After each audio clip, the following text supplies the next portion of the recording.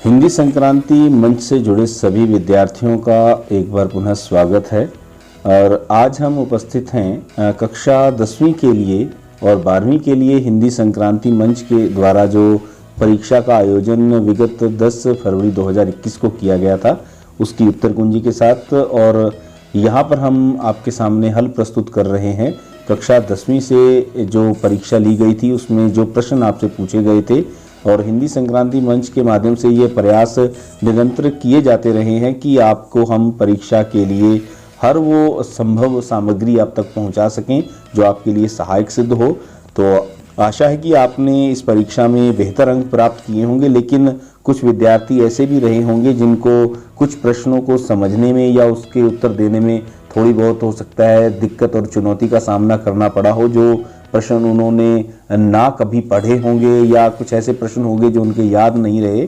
तो हमने इसी उद्देश्य के साथ ये उत्तर कुंजी इसकी बनाई है ताकि आप उसकी तैयारी कर सकें और जो गलतियां जो अशुद्धियां हो गई हैं उनको आप समझ सकें, और भविष्य में जो आपकी सेट की परीक्षा विभाग द्वारा ली जानी है या जो आपकी फाइनल जो परीक्षा आपकी होनी है बोर्ड की, उसमें आप इसका पूरा लाभ उठा सकें। इस उद्देश्य से हम ये आंसर की तैयार कर रहे हैं। और तो देखिए, जो हमारे पास पहला प्रश्न हम इसमें देख पा रहे हैं वो प्रश्न है, बादल ने क्या छिपा रखा है? तो बादल ने अपने अंदर वज्र छिपा रखा है। इसके पश्चात अगला प्रश्न है, बाल गोविंद के पुत्र की मृत्यु पर अंतिम संस्कार की अग्नि किसने दी या अंतिम संस्कार की जो आग है वो किसने लगाई? तो उनकी पतोहू ने वो लगाई। इसके पश्चात नेताजी की मूर्ति वाले कस्बे से हालदार साहब कब गुजरते थे? तो हालदार साहब हर 15वें दिन उस कस्बे में से गुजरते थे। इसके पश्चात कन्यादान कविता में जीवन की अंतिम पूंजी किसे कहा गया है? ऋतुराज के द्वारा लिखी ये कविता है और अंतिम पूंजी जो कहा गया है वो बेटी को कहा गया। इसके पश्चात चश्मे वाले की देशभक्ति पर कौन नतमस्तक था? तो हालदार साहब चश्मे वाले की जो देशभक्ति थी उसके ऊपर नतमस्तक थे। इसके पश्चात एक स्वतंत्र रचना के रूप में लखनवी अंदाज पाठ का उद्देश्य क्या है? तो इस पाठ का उद्देश्य यह है पतनशील सामंती वर्ग पर कटाक्ष करना। इसके पश्चात डार द्रुम पलना बिछौना नव पल्लव के सुमन झिंगोला नव नव छवि दे भारी दे। डार द्रुम पलना बिछौना नव पल्लव के, तो ये जो कवित्त है इस कवित्त में किसके सौंदर्य का वर्णन किया गया है? तो इस कवित्त में वसंत के सौंदर्य का वर्णन किया गया है। गाड़ी के डिब्बों में कौन बैठा था? गाड़ी के डिब्बों में नवाबी नस्ल का व्यक्ति बैठा था। फादर बुल्के की जन्मभूमि यानी कि वो कहाँ के रहने वाले थे, जो उनका देश था जहाँ उनका जन्म हुआ था वो देश था बेल्जियम। और कृष्ण के पाँव में क्या बज रहे हैं? तो कृष्ण के पाँव में नूपुर बज रहे थे।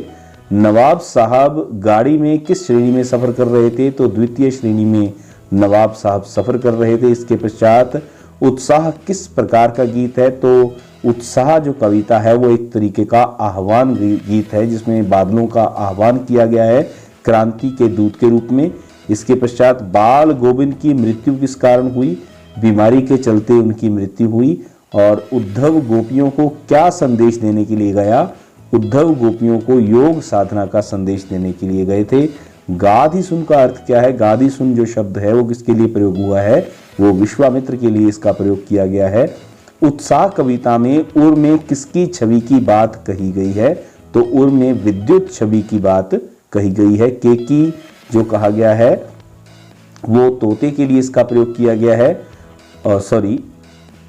केकी शब्द का अर्थ क्या है? तो केकी का अर्थ है मोर। इसके पश्चात जो कीर का अर्थ है वो है तोता। तो इसके पश्चात बाल गोविंद की गांव से गंगा नदी की लगभग दूरी कितनी थी?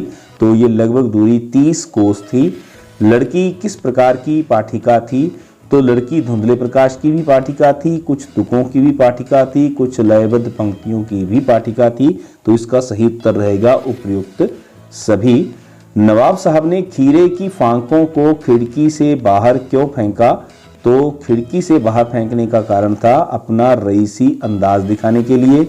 बाल गोविंद आत्मा परमात्मा के बीच कैसा संबंध स्वीकारते थे? तो आत्मा और परमात्मा के बीच वो प्रेमी प्रेमिका का संबंध स्वीकारते थे। कुंबड़बतिया किसे देखकर मुरझाती है? तो कुंबड़बतिया तर्जनी उंगली को देखकर भी मुरझा जाती है, अर्थात बहुत कोमल होती हैं। और नवाब साहब ने खीरे का स्वाद कैसे प्राप्त किया? तो नवाब साहब क्या करते हैं, खीरे को सूंघते हैं और सूंघकर उसको खिड़की से बाहर फेंकते हैं, तो सूंघकर खीरे का स्वाद प्राप्त किया।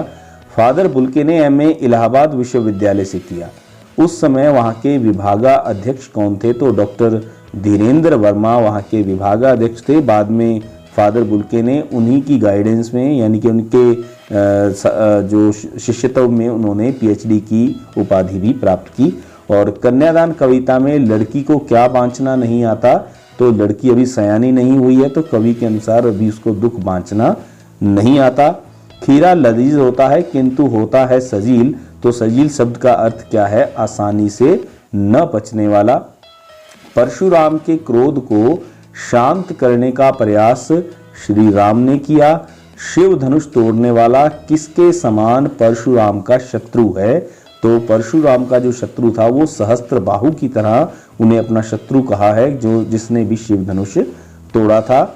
नवाब साहब ने किन आंखों से नमक मिर्च के संयोग से चमकती हीरे की फांकों को देखा? तो उन्होंने सतृष्ण यानी तृष्णा की आंखों से चमकती हुई जो हीरे की फांकें थी उनको देखा। भृगुकुल केतु शब्द का प्रयोग किसके लिए हुआ है? तो भृगुकुल केतु शब्द का प्रयोग परशुराम के लिए किया गया है। कवि ने स्त्री जीवन के बंधन किसे कहा? तो कवि ने स्त्री जीवन के जो बंधन हैं वो क्या कहे हैं? आभूषण को स्त्री जीवन का बंधन माना है। सवैया और कवित्त की भाषा क्या है? तो ब्रज भाषा सवैया और कवित्त की भाषा है। अयमय खांड ना ऊख में, इसमें अयमय का अर्थ है लोहे का बना हुआ। गोपियों ने हारिल की लकड़ी किसे कहा? तो गोपियों ने हारिल की लकड़ी के समान कृष्ण को कहा है कि वो हमारे जीवन का आधार हैं।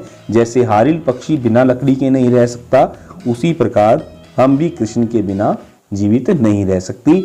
और लेखक की दृष्टि से खीरा किस वर्ग का प्रतीक है? तो खीरा सामान्य है, तो मामूली वर्ग के लोगों का प्रतीक है।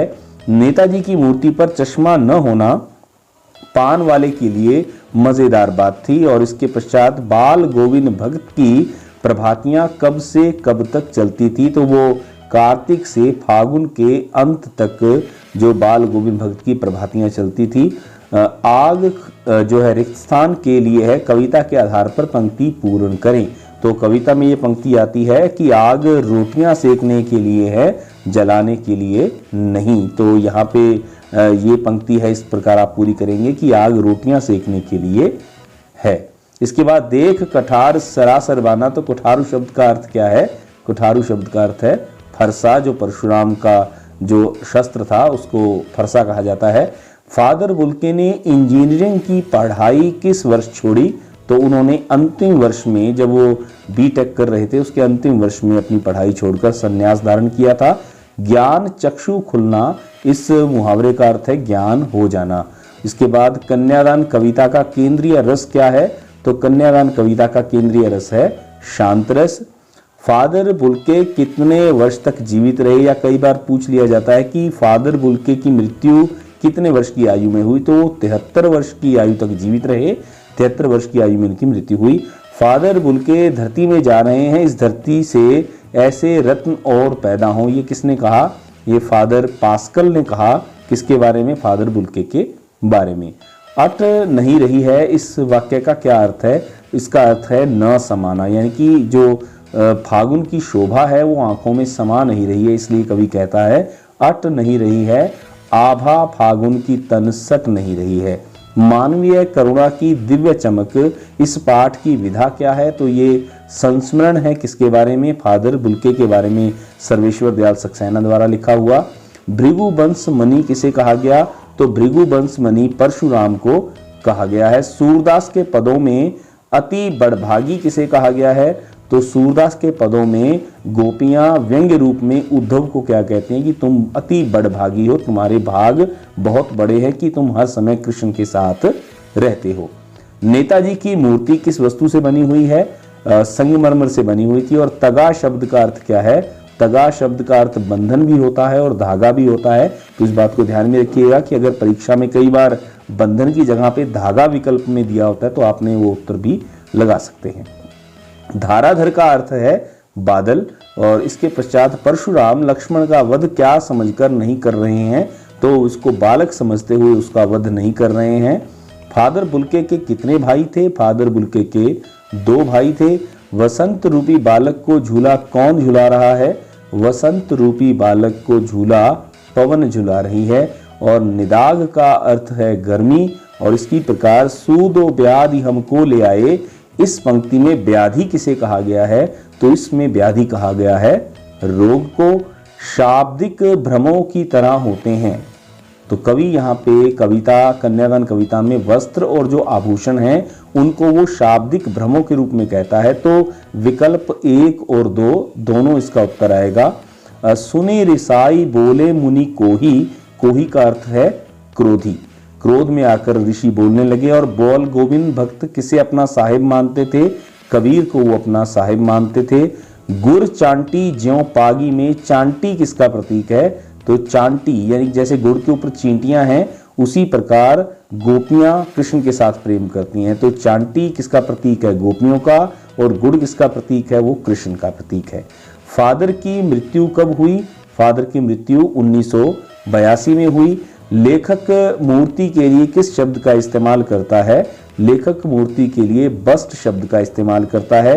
नेताजी की मूर्ति किसने बनाई थी? ड्राइंग मास्टर ने नेताजी की मूर्ति बनाई थी। और देशभक्ति किस पर निर्भर करती है? देशभक्ति हमारे मन पर, हमारे स्वभाव पर निर्भर करती है। लेखक ने देवदारू किसे कहा है? फादर बुल्के को वो देवदारू वृक्ष के समान उपमा देते हैं। और साहब कैप्टन मर गया, ये किसने कहा? ये पान वाले ने कहा।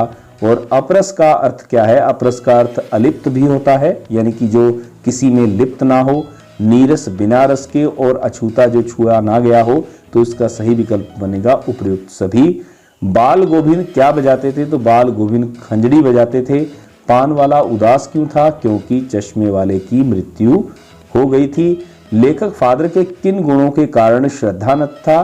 तो उसके मानवीय गुणों के कारण लेखक जो फादर बुल्के के मानवीय गुणों को देखते हुए उनके प्रति विशेष श्रद्धा रखते थे। बाल गोविंद का कद कैसा था? तो उनका कद मंझोला था। भगवान कृष्ण ने अपने माथे पर क्या धारण किया हुआ है? अपने माथे पर मुकुट धारण किया हुआ है। और सफेद पोष या भद्रपुरुष सज्जन ने खीरे कहाँ रखे हुए थे? तो वो तौलिए पर खीरे रखे हुए थे। बाल गोविंद भगत के गीतों में कौन सा भाव व्यक्त होता है? ईश्वर भक्ति का भाव व्यक्त होता है।